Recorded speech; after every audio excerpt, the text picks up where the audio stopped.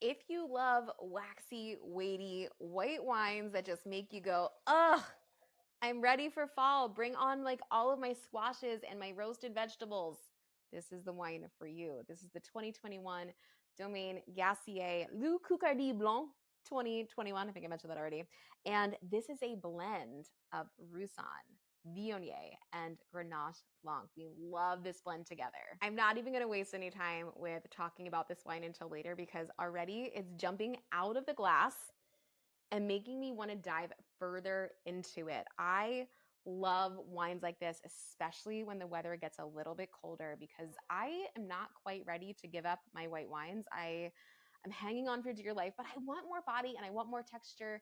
And I just want like something that gives me a little bit more power and strength to work with some of the foods that I'm about to indulge in. I've got a whole bunch of things growing on my garden right now, and I'm ready to have a wine like this to pair with it. So let's dive into the nose. I mean, immediately you should be getting all sorts of this like honeycomb, these white flowers, but also all of these great like peach characteristics, a little bit of apricot. I mean, it's honeyed, it's waxy, it's almost herbaceous at the same time. But then you can find yourself going a little bit deeper and a little bit more into the bottom base notes to find that there's something a little savory in there as well. When we're talking about Roussanne and Viognier and Grenache Blanc, these are three grapes that you often find together, especially in parts like this. We are specifically in the Costieres de Nimes, which is between the southern Rhone and then the northern parts of southern France, like the Languedoc-Roussillon and Provence. And so we're kind of in this place that is really known for white blends like this. Roussanne is a grape that often gives you weight and texture and waxiness. It can often be a grape that when it's not blended and when it's not grown in cool climates can be a little soft and a little flabby and lacking in acidity. But what I love is that we're bringing in the Viognier and the Grenache Blanc and we're highlighting some of those great base notes with grapes that can give you those things if they are done well, which is exactly what is happening in this glass. The Viognier is adding a little bit of that florality, so perfume, all of those lilac things that I was talking about, the white flowers, the acacia, all of that's really coming from the Viognier.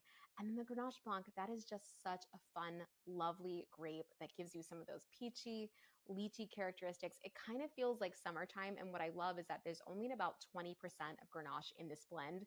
So it's just enough to give it that little bit of aromatic lift without taking over to make it feel very summertime and very frivolous. I mean, you can just get lost in this nose. I love wines like this. I love aromatic whites. I love weighty whites. So let's talk about the texture of this wine. You know, so often we don't pay attention to texture in our wines. Oh my gosh, I'm just completely overtaken by this because you know, it feels like it has the body of a red wine, but it's nice and light and bright and there's acidity there, but it's really, really balanced. I mean, you can barely feel it. You just know that it's there because this wine doesn't feel cloying. It doesn't feel like you need to have food with it. All of the things that I described on the nose are very much translating into the glass right now. So you're getting a little bit of that waxiness. If you're someone that loves grapes like Chenin Blanc that can give you some of that weighty, honeyed beeswax thing, this is a great wine for you. If you're someone that just wants texture, this is a great wine for you. And if you're someone that loves wines that feel a little fruitier, a little softer, they just have this like easygoing nature to them, I love this wine for you. I'm telling you, when you are moving into the season of Thanksgiving, you're moving into squashes, when you're getting into roasted vegetables, carrots, things that are going to have natural sweetness as they caramelize, this is exactly the kind of wine that you want to pit with it. You want something that has this sort of perceived sweetness. This is a bone dry wine, but there is a perceived sweetness. Now let's talk a little bit about how this is made and where some of these things are coming from. Number one, this is enjoying a little bit of lees aging and batonnage. So what happens is after fermentation, when all of those dead yeast cells are just kind of living there because all of the yeast have consumed the sugar and there's no more sugar for it to do anything else with, they are mixing that in a la champagne, right? You've heard this before. Lees aging in champagne gives the champagne texture. The same thing can happen with white wine, and we see it a lot with Chardonnay when we don't want to employ a ton of new French oak. Oftentimes we'll see winemakers do lees aging, batonnage stirring, which is exactly what's happening. So they're mixing those lees up to add a little bit of that texture, to add a little bit of that roundness, and to offer a little bit of those brioche, butterscotchy notes that you're very much getting on the palate. Now, this does see a little bit of new French oak. These are 500-liter barrels, and this does undergo partial malolactic fermentation.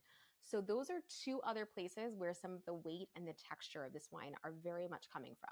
For me, this is a wine that is going to best be served chilled, but not super, super cold. Now, that said, if you find this wine is a little too weighty for you, if you want a little bit more lift, go ahead and get it super cold. It's going to brighten it back up, and that's going to relieve some of that texture. Conversely, if you want more texture, if you want it to feel more weighty, more mouth coating, serve it at about 50 degrees, similar to that of a red wine. Don't let it get super, super cold.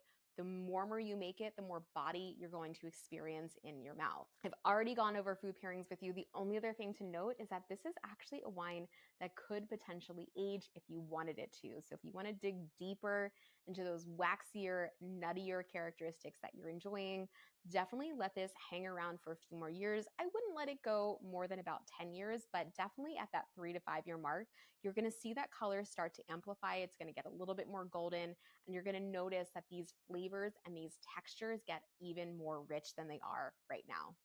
Enjoy.